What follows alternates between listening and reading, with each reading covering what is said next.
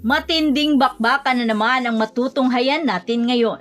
Parang binabalik na naman kasi tayo sa UAAP Season 85.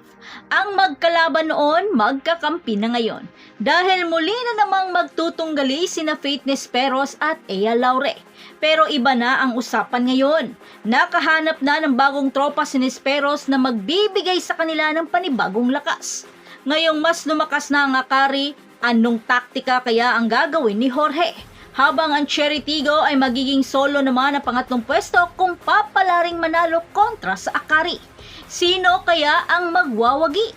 Sino ang hindi bibitaw? Pero bago pa man ang lahat, huwag mo namang kalimutang mag-subscribe at i-spike ang notification bell para lagi kang updated sa mga volleyball ganap.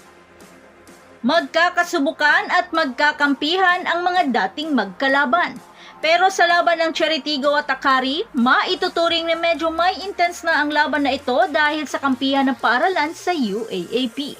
Sa Cherry Tigo, magkakampi ang NU at UST, habang sa Akari, ang Ateneo at Lasal naman. Sino kaya ang magtatagumpay? Naging matagumpay ang Cherry Tigo sa pagpanatili ng walang talong record at nakuhang makapwesto sa pangalawa. Habang ang Akari ay matagumpay ring natalo ang F2 subalit hindi na nakuha ang tiempo nang makaharap ang PLDT. Matapos ang matagumpay na paunang PBL Tour sa Batangas na umani ng napakaraming tao noong weekend, ang Sports Vision Organized League ay nagsasagawa ng isa pang out-of-town game sa Antipolo kung saan ang Cargo Movers ay sumusubok sa katapangan ng NX-led Chameleon sa alas 2 ng hapon. Ang high-speed hitters naman ay kukunin ang panibagong panalo kontra sa mga batang Farm Fresh Foxes. At ang pakay naman ng crossovers ay pipiliting kunin ang ikatlong sunod na tagumpay at ang solong pangunguna sa team standing, pero mukhang mahirap hulaan ang larong ito dahil sa unpredictable na Akari Chargers. Dahil alam naman natin na lumakas na ang Chargers dahil sa bago nitong mga dagdag katulad nila Fifi Sharma at Justin Hazareno. Pagkatapos matalo ang Gerflor Defenders at Galleries High Risers, karga pa ng Cherry Tigo ang kumpiyansa kahit wala ang kanilang kapitanang si Maylene Paat at susubukang makuha ang pangatlong panalo. Ngunit ang laban nila sa Chargers ngayon sa alas 6 ng gabi ay kailangan maging consistent ang crossover sa kanilang laro hanggat maaari dahil kinailangang bumawi ng Akari Chargers sa kanilang pagkatalo sa PLDT high-speed hitters. Kahit na ginapang nila ang pagkapanalo sa F2 sa loob ng 5-setter match noong nakaraang linggo.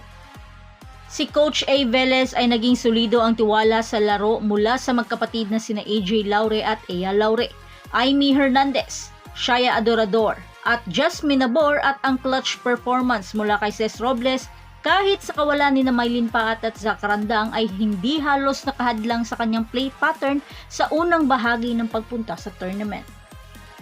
Nagsama-sama ang Laure Sisters para sa isang pares ng 27 points output sa kanilang unang dalawang laro.